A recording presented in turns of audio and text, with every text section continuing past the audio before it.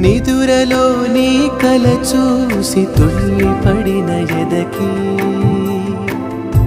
ఏ క్షణం ఎదురవుతావో జోల పాటవై